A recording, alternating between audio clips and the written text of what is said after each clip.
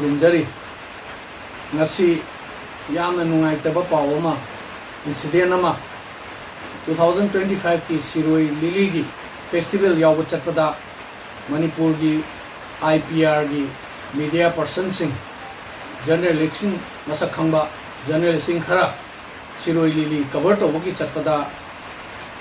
Central Force ki Mahar Regiment Kanguna Tingaga Manipur State Transport haina thari baduda Manipur du lothok tragadi changaloi haina thoiba incident asi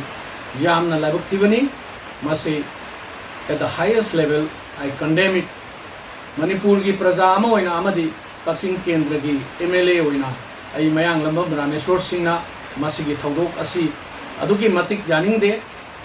concerned authorities and concerned officials maybe from the state or from the central masi athuwa matamda sengdoklaga masi karamaina thokhribano masi gi corrective measures hi karamaina tawgani habisi sengdokpiro governors rule gi makhada president rule gi makhada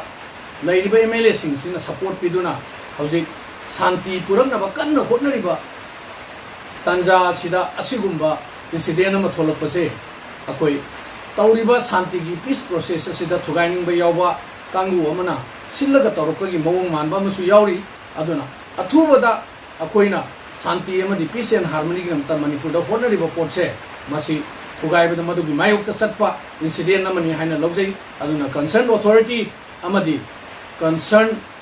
responsibility fix tawraga masigi thokriba thodo asi kanana karam tawdagi thokno habse sab chawa central government amadi state government na haji masigi matangda sendok piro Manipur gi praja da sendok piro amadi lairiba punamak laibak sida shanti amadi peace and harmony purana bagi honari base sida sendok piu haina thamjari khurumjari